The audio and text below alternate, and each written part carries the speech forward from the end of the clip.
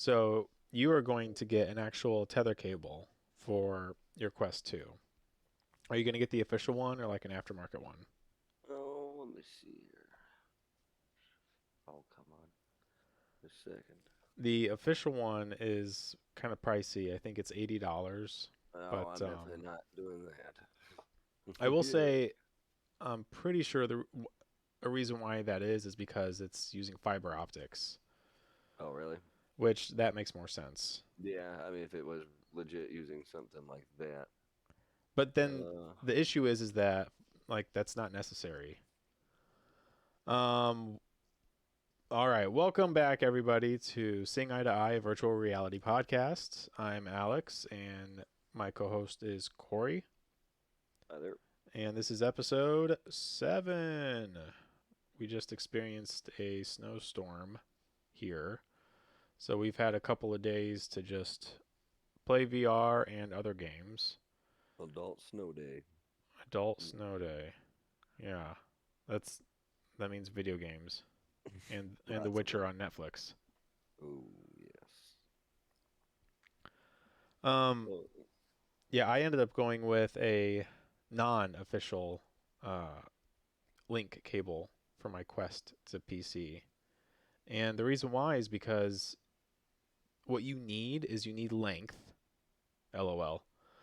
You need you need length in your cord, just a um, little length in her. but it also needs to be able to transmit data quickly. And I mean, as long as it's a nice-ish cable or a decent cable, and it's USB Rated. Oh, 3. here it is. It's Okay.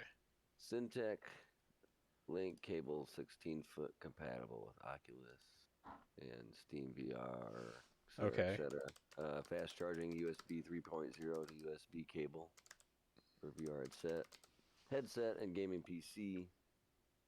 5 gigabytes per second is a data transfer rate. It's the Amazon choice. It's got Okay. That's always good. $22 for 16 feet, or that'd be Oculus 20. Les Mills. That is a interesting name. Les Mills VR Fitness. What is it called? So Oculus Les Mills Body Combat. combat. Holy crap. We're going to get into that here in a bit. Um okay. Yeah, well that link cable is going to it's going to take out a lot of the confusion um with PCVR and Quest. And I'm going to talk about that more here in a bit. Actually, I'll go ahead and just talk on this now. Oh, do it. So, in the last episode, I talked about optimizing Skyrim for Skyrim VR and how I was having a really hard time with it. I ended up having some good success.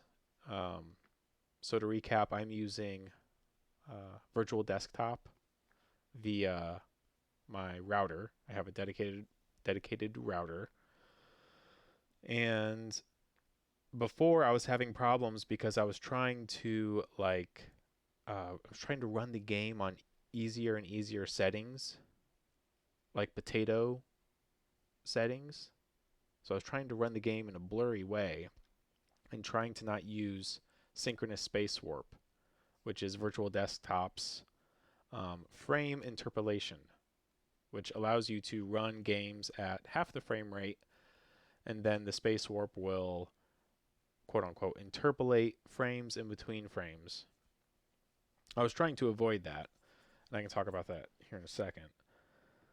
And I was trying to lower my frame rate in Virtual Desktop and lower the resolution in Virtual Desktop, and I was trying to play Skyrim that way, and it wasn't working very well because I kept dropping frames. Well, I did some more research on this whole process, and one setting that you want to make sure you have turned on in Virtual Desktop is video buffering. Video buffering uh, causes a little bit of latency, but it protects you from a dropped frame here or there, which can be pretty important in VR. So I turned that on. Some people talk about lowering the bitrate, but I didn't find I had too much more performance by lowering the bitrate. Now, this is where I made the breakthrough. I was just messing around I cranked up the frame rate to 120 FPS, and then I turned on, what was it? I cranked up the frame rate, and then I noticed that Skyrim was able to achieve some pretty high frames. And then I turned on the space warp, and I noticed, hey, it still looks pretty good with the synchronous space warp, which I remembered that didn't look good with Beat Saber, and I'll explain why here in a second. So with the space warp and the high frame rate, it was able to, hit the frames like it needed to. So I start cranking up the resolution, right? And I keep restarting the game. The game's getting sharper and sharper and sharper to the point where I have the resolution maxed out and the frame rate's at 120 and it's running pretty good. Now, the problem that I had with this space warp stuff is because when I would try it with Beat Saber, um, it really bugged me.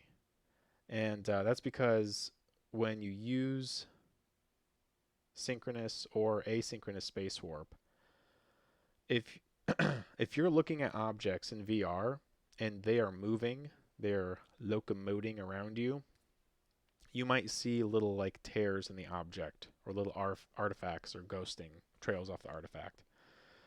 So in a game like Beat Saber, it was very detrimental because in Beat Saber you're constantly looking and your eyes are following these blocks as they come towards you. So because you're focusing on these objects that are moving, you're seeing all the issues with the asynchronous space warp. So it's very, you know, not good in a game like Beat Saber, I would say. However, in Skyrim, there are moving parts, obviously, but a large amount of Skyrim is you moving through foliage or dungeons where you have dungeon walls moving past you and around you, or brush and foliage moving past you. There's a lot of that, and then there's a lot of standing still and fighting and swinging your arms. Um, and for whatever reason, this asynchronous space warp stuff doesn't make Skyrim look bad. Is that making any sense to you? Yeah, yeah. I'm following you. I guess the only time I played the Skyrim VR was when you when your first headset with the PS PlayStation VR. VR, yeah. Yeah, and like I said, from when I was watching you play yesterday while I was in class as well, um, Hmm.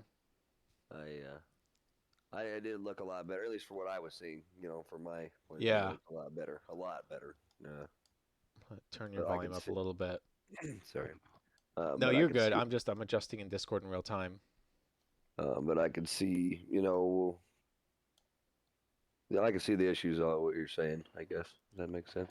Yeah, the issue I was having last week, if and I'm sure I talked about this on the podcast, was that I had to keep turning settings down so much so that it was looking like the PlayStation VR version, Yeah. which that's not good. And so this stuff is still confusing. Like last night, I messed around with Half-Life Alyx, and with Half-Life Alyx, see, it's different with every game. With Half-Life Alyx, the asynchronous space warp, I didn't like it. It really kind of messed with the art style of Half-Life Alyx, and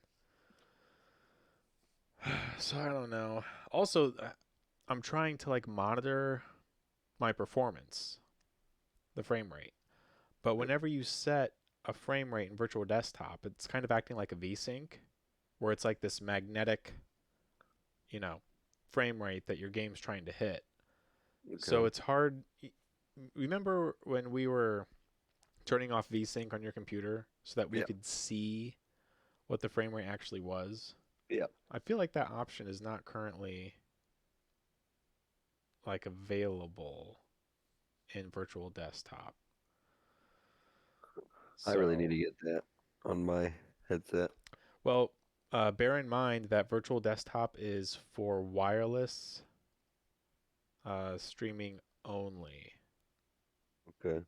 So if you're really excited about this cable, you might want to hold off because once you plug that cable in, excuse me, you're going to be booting up into the Oculus environment, not virtual desktop. Okay. Well, I mean, I need it then, Yeah, you might not need it. huh? Well, I did enjoy, like I said, when I started figuring out what I could do, I did end up messing around with it. I got that cart craft. It's a go kart racing simulator off of Steam, Hmm. um, which is pretty good, pretty realistic. I mean, You're gonna have to show me that at some point. it's still pretty early development, I think. I think the alpha just come out, uh, and but it's decent, man. You know what I mean? For being a go kart racer, it's pretty cool. Yeah, You know, you do and have raced go karts for a while, yeah, years. And so many years. so I find that it's a really neat game. I'm really excited when I bought that. Um, so yeah, I did figure out how to obviously get that to work with my computer so I could play that. Yeah. Um, Um, Corey, with you, your settings that you would be screwing around with if you so chose to. Um, Let me see here. Share my screen. I'm just gonna share my screen with you real quick, and I'm just gonna narrate what's happening while I talk to you. Um, so you would go into the Oculus software on PC, like I'm doing here. Do you see this? yeah. Okay. You'd go to device here, and then you'd click on Quest, and then you would scroll down. And then in this menu here, this little area where it says Advanced Graphics Preferences, Yeah. um, this is where you would set your stuff. Okay. So here's your different frame rates here. You have 72 hertz, 80 hertz, 90 hertz, and 120 hertz. And then when you select a different option, you'll have to save and restart the software, which Okay. will interrupt your Anything here? VR. Yeah. Okay. Um, this automatic switch here, I'm burping here. Um, it is intended to fluctuate your resolution automatically between the 1.0 times higher, Okay. but it doesn't really work very well. So 72 hertz isn't that high, and so because it's not that high of a frame rate, we're over here in the higher end of the resolution area. Whereas if we were trying to target 120 frames per second, look at this. Now the auto resolution might drop all the way down to here. So I would encourage leaving the automatic switch turned on. However, I've noticed that it doesn't really work. Like it doesn't really automatically change the resolution like you would hope that it would in real time. And I've talked to Well, other people. I was talking with some like cartoon characters in VR chat one day, and they were saying how the automatic switch doesn't work. yeah, I'd like to be able to. Well, I'm sure it'll get. I'm sorry. Uh, advance in development over Yeah, time. Like some of the experimental features and stuff like that. I know they have in the Oculus. I'm yeah, that would sure be it'll. really nice if they could fix that. If they could make it automatic, that would be really helpful. Now, while you would be playing VR, your game might get blurry from time to time. But yeah. Oh, and then here, Corey, down here in USB test. Yeah. Oh, stop it. Please stop dinging. You're lying. Freaking system sounds. In USB test, that's where you would test the cable. Yeah. And if your cable doesn't work, try reinstalling the Oculus PC software. That's a trick that Dad and I figured out because we were having problems with his link cable. All right. So that's one of my big topics is still messing with PCVR. Um, yeah, it's one night I'll have a lot of trouble and it won't work very well. Then the next night it'll work really well, and I'm restarting my PC and all that jazz. Okay, so I wanted to go into what I've been playing this week. Um, and to start off with, it's not VR related. So if you're if you're not wanting to hear about that, you can skip ahead until I am done talking about Pokemon Arceus and Witcher 3. So I got Pokemon Arceus um, like 3 or 4 days ago, and Corey can tell you it it was pissing me off. I uh, I was not having a good time with it. That game is full of tutorials and characters explaining things to you, and it's just text boxes. There's no emotes or voice acting. It's just a lot of text. And then the game was pretty cool from a Pokemon fan perspective. It's probably the coolest thing that we've ever gotten since Gold and Silver. But as far as just a video game goes, it was just kind of fine, you know. If Pokemon Arceus um, was a different IP, right? Like if it wasn't a Pokemon franchise, if it was just a generic, like Temtem. Do you know what Temtem is, Corey? Temtem is like a generic Pokemon game. Oh, I think I hung up on Corey. I'm gonna call him. Whoops. Oh, Corey, you there? yeah. What I happened? hung up on you. Yeah, I see that. Yeah, it's like every time I go to cancel my screen sharing, I hang up on you. Okay, sorry about that. I was talking about Pokemon Arceus. Um, yeah, that game was making me mad, right? Hmm. Yeah, Corey was witnessing that in real time. Um, yeah, it. I was just getting so frustrated because I had heard from podcasts that there's like a good game hook in there, and I think there is, but it was just taking so long to get to.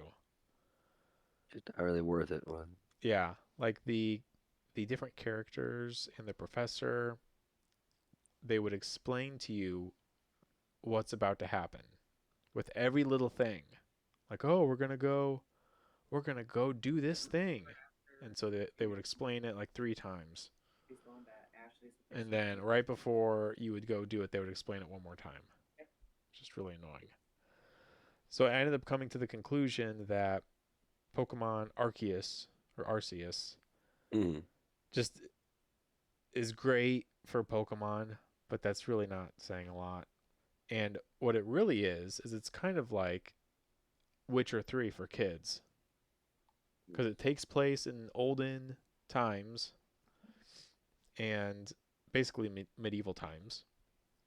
And you go around and talk to different NPCs in the village, and they have queries for you to solve that typically involve feral beasts. And that's just The Witcher. And then you go Right. out and you take care of these beasts, then you come back, and then they pay you money or other rewards. So I decided to just get back into The Witcher 3. And I'm actually Two. glad. I'm actually glad that I bought Pokemon Arceus, and then I'm not probably not going to play it because now I'm into The Witcher. Like, thanks for getting my money, guys. You guys are the best. No. Yeah, albeit it was Christmas eShop gift card money, Well, but I will return to Pokemon Arceus. But look, here's the thing. I, so I've enjoyed many a Pokemon game, but I've enjoyed them on like road trips, like on vacation yeah, road that's a hundred trips. percent what I said the other day Really? about the Switch is. Like I love the Switch. It's an awesome console, and that's 100% why I'm glad I have it. Because when I go on vacations, that's when I want to play. Because it's even a vacation for my normal set of games. You know what I mean? That's a good point. Ooh, that's like words of wisdom. That's like an Yeah. Instagram post right there. Confusion The Switch is says. like a vacation away from good games. But it is good. It is a good console, and it's got. But honestly, you know what I mean. If even if you like, for me and the family, if we wanted to get a family game session, I mean, I can set that up and play that. That's also true. There's no, Yeah, you know what I mean. There's got family a lot of. gaming. It's Yeah, it's a good console to have, man. And yeah, but this Pokemon Arceus game is not a family game. It's a 100-hour RPG that's single player. So you know what that tells? Well, I'm thinking now. I'm thinking when I go on vacation this summer, I'm gonna play it then, and then it'll be good because that'll be all I have. Yeah, that's a good plan. But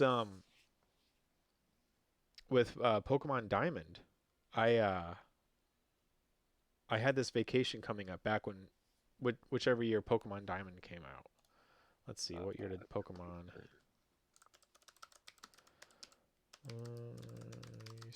date? Come on, Google. There we go. September 28th, 2006. So we were going to take a vacation to Tennessee, and I think the game, I forget when our vacation was, but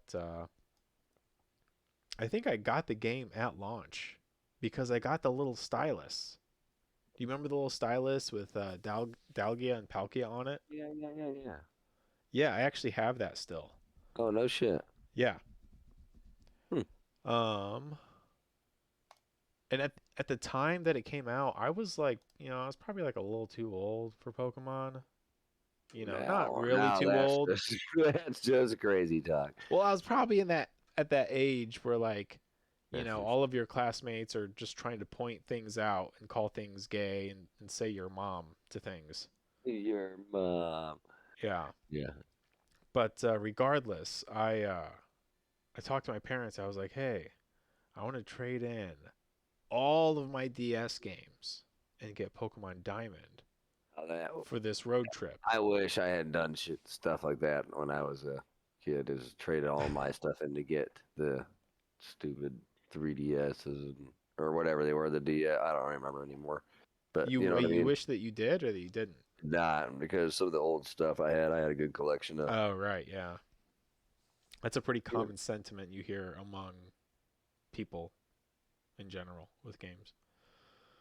But I remember at the time my dad looked at me for a second and he was like, "You want to get Pokemon?" And I was like, "Yeah." And then he was like, he like gave me uh, like a nod of respect. He's like, "Okay." I And believe in you, son. you're a man now. It's a rite of passage. um And then anyway, you so I had to got have Pokemon Pokemon. Diamond and it was awesome to have. Like it's the It perfect was. pairing for a road trip. It's like you're stranded, you need something to do, and that's pretty much all Pokemon is good for, right? Like Yeah, because you can if you really have waste like some good time in that. You could really right, waste but some like time in if you're at Pokemon. home and you have like The Witcher on Netflix and then you have, you know, PS5 game and VR headset or like go out to dinner, do real, things that are actually fun to do, you're not going to choose Pokemon. It's actually not that fun to do. Rage. But if you're stranded in a Uh, car, then Pokemon's like, I see you, Pokemon. I see you. But that's pretty much the extent of its utility.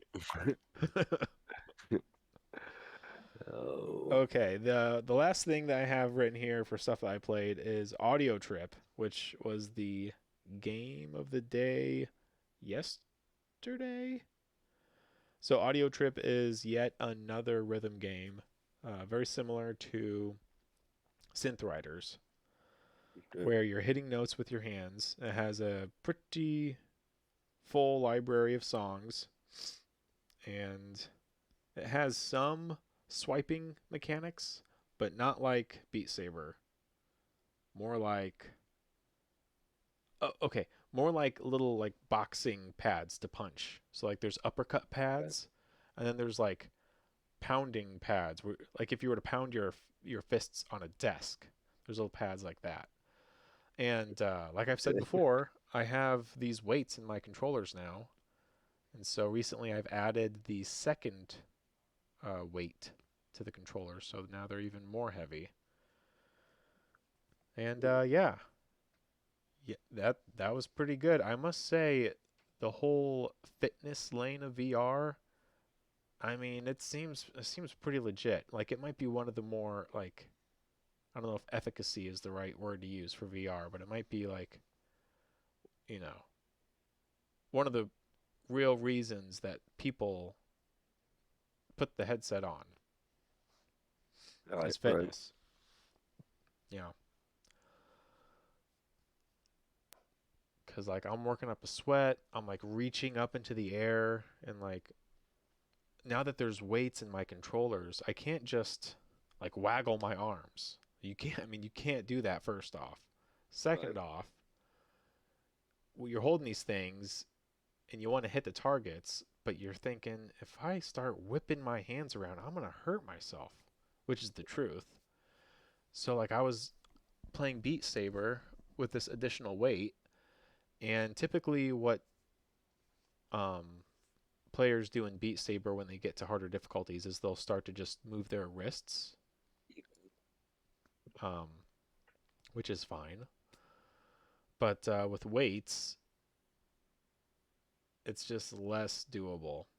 So instead, I'm still, swiping my arms, but I'm just being more like judicious, right? Just trying Yeah. to really meaningfully move these weights without hurting myself, but also making sure I hit all these targets. Um, I don't know if this is good for me, right?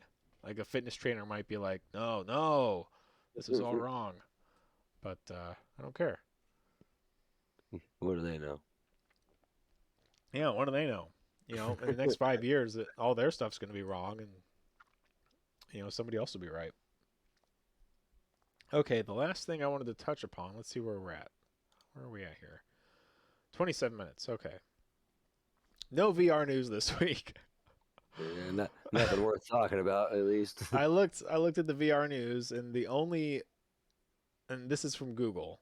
This is what Google considered news. But like the first four news items were all about how Meta is adding in a 4 foot perimeter around avatars because, quote, a woman was gang raped as soon as she entered VR for the first time, which is not, it's not good. It's Right? not. It's not. I feel like I'm like that That's teacher from South Park. It's not good, okay? Mr. Mackey. Was it Okay. Mr. Mackey? Mackey, yeah. Mr. Mackey. Hey Mackey, kids, man. you can't be gang Got raping women as soon as they enter VR for the first time, okay? give a Yeah, hoot, don't it's pollute, man. yeah. So yeah, that's not good. However, it's like every news story was that. It's like, okay. Well, man, that's their idea of uh, Honestly, news anymore. It's I'm surprised entertainment. that type of thing wasn't implemented in VR chat, which I would say is a better experience. First off, you know, you don't you don't get gang raped in VR chat. That Take what? that, Mark What? Zuckerberg. But in VR chat, you don't get gang raped because by default, by default, By default. there's already like a personal space thing where if somebody enters your personal space, Get at my bird. I forget what happens. I think they just temporarily disappear or Get something. shot. But yeah, that's just on by default in VR chat. And get this, people in VR chat. And first off, I'm a guy, so You? maybe that's why I haven't been harassed so much in VR chat. And fair enough. You're But lying. people like I was at the club in VR chat, and someone was like, "Hey, just so you know, you might want to turn off your proximity or your personal space thing because here in the club, we usually lean in to talk so that we can hear you, just like in a real club. And whenever we lean in, you're like popping in and out of existence because of your safety bubble. So then I turned it off. So, but Weird. but yeah. So personal space coming to Meta, which is good. Yeah, it's Yeah. good. Because all you gotta do is turn people off. They don't want to, you know what I mean? Be Yeah, involved. I don't. Yeah, I don't really know what else to say about it.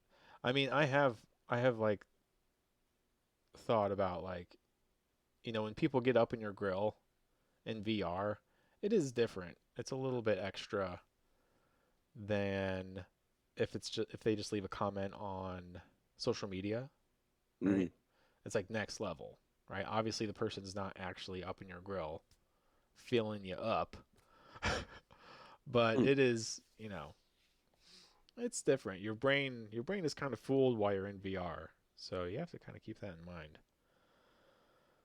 Um,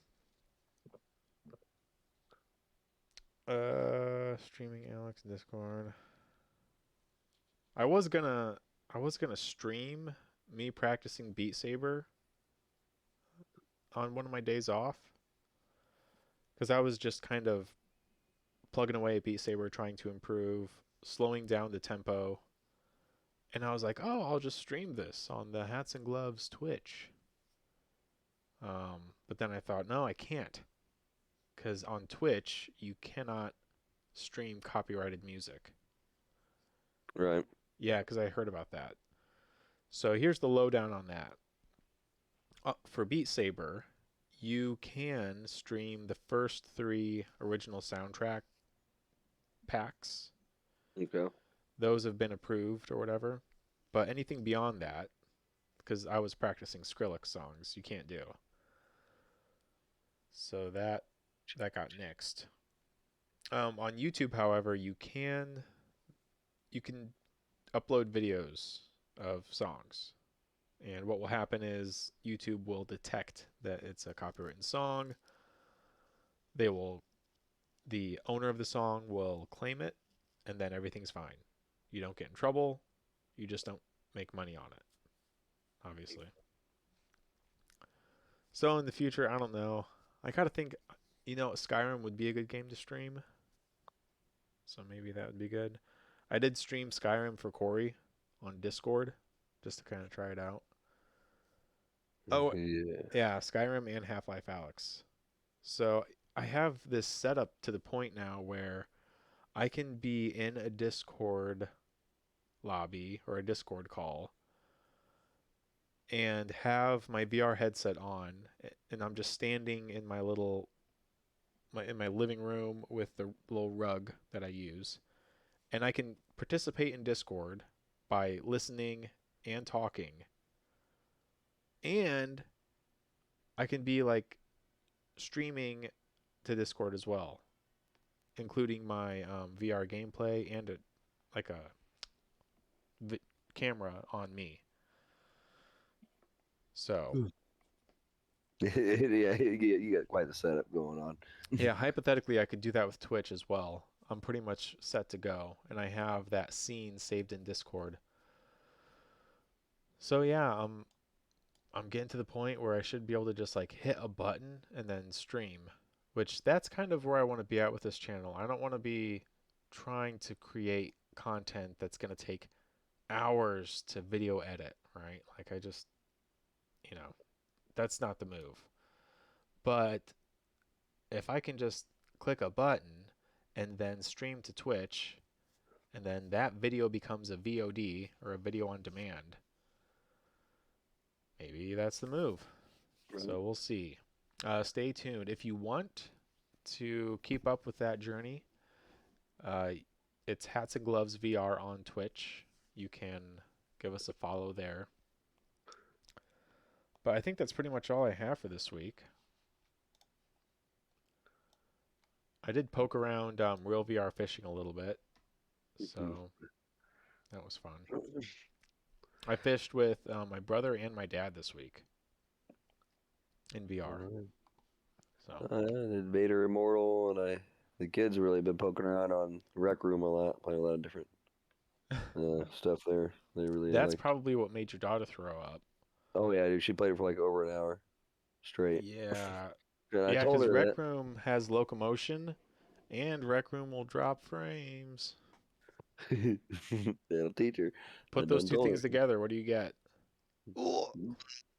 Yeah, The old Ralph. that's too bad. Do you think she's done playing VR now? No. Okay. Yeah, she was just bugging me about it. Let me go. Huh. Yeah, the fishing game is it's pretty good. Yeah, it I is will good. say that. Like I had it cranked up to expert difficulty. So this is real VR fishing, just to say it again. I had the difficulty cranked up to expert, and that takes away all the aids, all the X-ray vision, and it was a little too hard. And Really? I was like, yeah, some things were not clicking, and one was that I should have upgraded my reel at that time, but I didn't, so I was breaking my line a lot. Another one was that I turned off an additional aid that has the line, like the string itself, change color Yeah. according to how much tension there is. And really, you should probably keep that turned on. Um, and then lastly, uh, just doing more research on the fish in that location to try to target the fish that I want to get. In the end, I dialed back the difficulty back to hard, which was also pretty cool. So on the easy difficulty, before you cast your line, Hmm. you'll put on these little sunglasses that are like X-ray vision sunglasses that expose all the fish in the water in an X-ray way, and then you cast. And then you also get a nice like visual aid on how much string tension there is, like a Okay. real pronounced visual aid. In expert, almost all that's taken away from you. But in the hard mode, you don't get X-ray vision, but instead, before you cast, you get this little iPad in front of you. And the iPad has one of those fish radar things. Fish finder. Yeah. So it's not as nice, but it's nice. It's better than nothing. Right. And then the higher the difficulty is, the more XP and the more money you earn. So right now for me, the sweet spot is hard, and that's like a good area for me to like try to notice what I'm doing wrong. And Mhm. so I have been. I've been narrowing down like what am I messing up? And sometimes I'm messing up because once the fish bites, I need to kind of let it go a little bit cuz right at the beginning the fish will put up a fight and it'll be like, "No, no." You know, and it'll try to break the line right away. So you got to watch out for that. Um if the fish jumps up out of the water, you can yank the rod in the opposite direction that the fish is jumping, and that'll kind of really mess it up, and you'll make a lot of progress in the fight. So there's that. Um, Again, you can research fish beforehand to try to target the ones that you want. Hmm. Yeah, and some when you have like an easy fish on the line, it's like all right, you just reel it in as fast as you can, and you know you come to realize that you just reel it in, and you're like, okay, give me the fish, whatever. But then sometimes when a fish bites and you're like, oh, I think this is a big fish, dude, buckle up because like you, Get real. yeah, get real because you were in for like a good maybe like minute and a half to 2 minute fight with this fish, and it's a fight where like every now and then your line's gonna have high tension and it's gonna turn red to indicate that it has high tension. And when that Right. happens, you have got to let go almost immediately, or else you'll break the line and you'll lose one of your baits that you have. So you have a dozen like uh, little minnow baits. You'll lose Yeah. one if you break the line. If you don't break the line, you don't lose a bait. So there's actual, you know, there's stuff on the line. No pun intended. So yeah, last night I was fishing with dad and I was just catching small fish and then I was catching no fish. And so I was like, wait a minute, let me look at what fish are in this location. So I brought up the little Fishpedia, figured out I should be using a grasshopper bait with my bobber reel, and that I should be adjusting it to be at mid depth, not low depth Yep. or high depth. And so, sure enough, I cast out. A fish bites, and I start reeling it in, and I'm like, "Oh, Dad, this is a big one." And so I fought that thing for maybe 2 minutes, and I got it real close to me, and then it broke the line. But after that, I was targeting the big fish, so I was figuring it out. It's very satisfying. So real VR fishing. Still happy with that one. Okay, I think that's all I got for this week. So to wrap it up, make sure to check us out on YouTube or any podcast service. Not a lot's going on the social media. Really just not feeling too hot on participating in social media right now. So this is more of a word of mouth thing and just something for me and Corey to do. So thanks for listening, if you are listening. Uh, any last words, Corey? No, yeah, hopefully things will, everybody starts feeling better. We can get back to, you know what I mean? More, Yeah, hopefully we can get Matt in here one of these yeah, times. get everybody back on board and everybody rolling, man, rolling. Yeah. All right, man. Let's get Mm. out of here. Thanks again, See you, everybody, and we'll yeah, see see you you guys. in the next episode.